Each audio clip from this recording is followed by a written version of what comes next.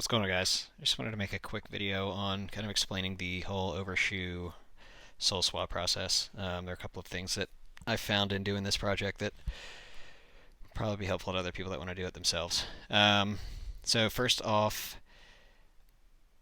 I didn't know this until I got into it, but the Overshoe size is actually bigger than what you would need for the SFB. So the SFB is the sole swap that you're going to use. It is identical to the Mars Yard sole. Um, so I initially bought a size 12 Overshoe without even thinking twice about it, and then bought the size 12 SFB, removed both soles, and then got to the glue up process and realized, oh shit, the size 12 Overshoe doesn't fit on the size 12 SFB. So what I would highly recommend is if you're going to buy the Overshoes to do the swap, make sure you go a half size up on the SFB, or vice versa. So I ended up doing a size 11 and a half Overshoe for a size 12 SFB sole.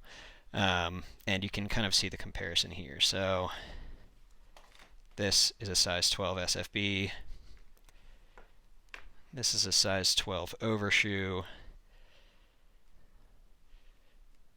Overshoe is clearly a little bit bigger, but then if you look at size 11 and a half of the Overshoe compared to a size 12, you can see they're pretty much identical. So that's what I'm going to end up using. I'm going to use the 11 and a half Overshoe for a size 12. Process for doing the entire sole removal on the Overshoe is really not that crazy. One thing to mention, definitely remove everything. Pull all of these little tags off. These come off pretty easily. I just didn't do it because I was lazy for the 11 and a half. If you don't take those tags off, you'll get this red bleeding on the straps there. So just remove them. It's easy.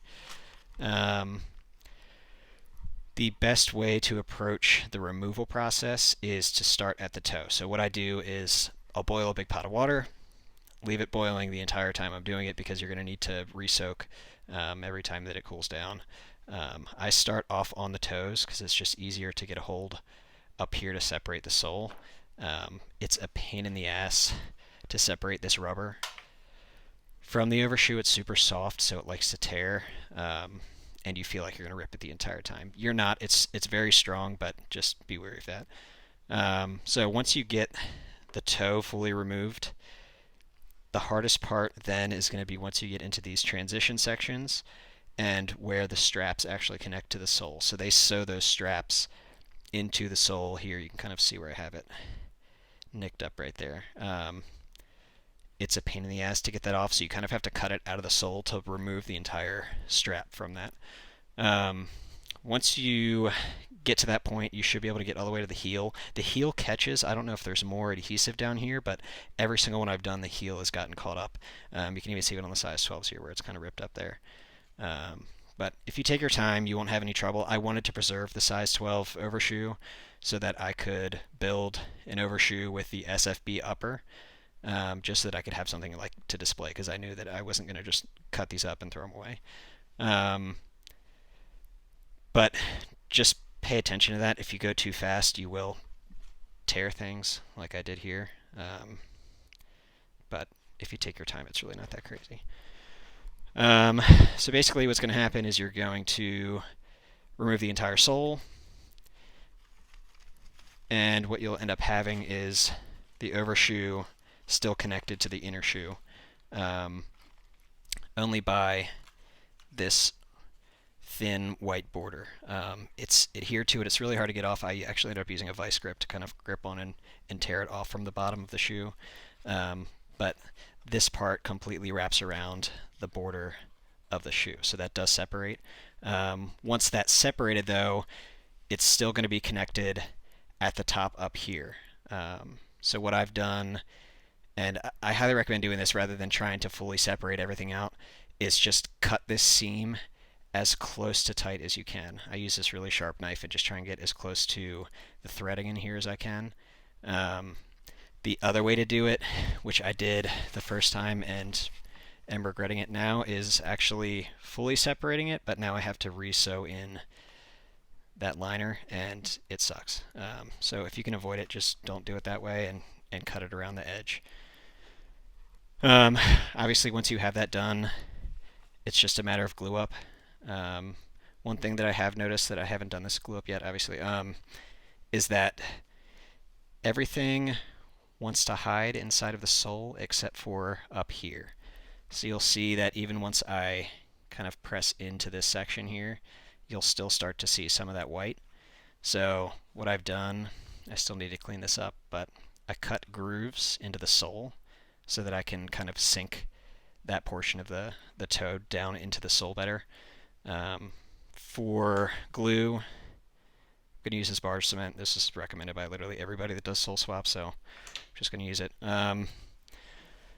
So I'll try and make a video once I actually start this glue up process. I hope I have time this weekend to do it because I'm really ready to be done with this project, but I'll try to document some of that. Oh, last thing, these are attached up inside of here, down in there.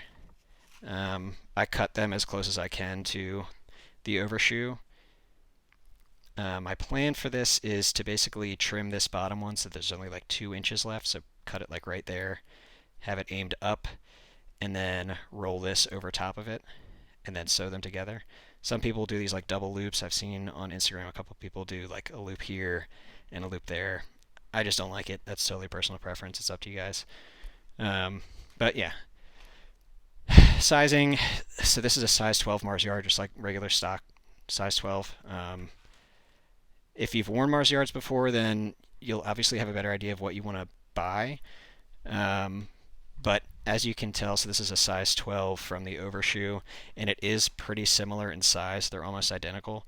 But again, I ended up going with the 11.5 just because it's really hard for me to find these SFB soles in big sizes. So yeah, if you guys have any questions, throw them down below. I'll try to answer them as well as I can.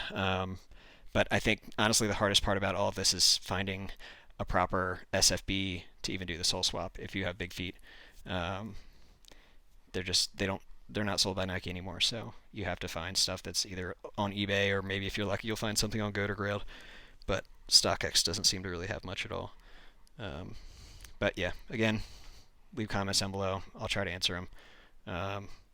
And I'll try to update once all this is complete. Cool.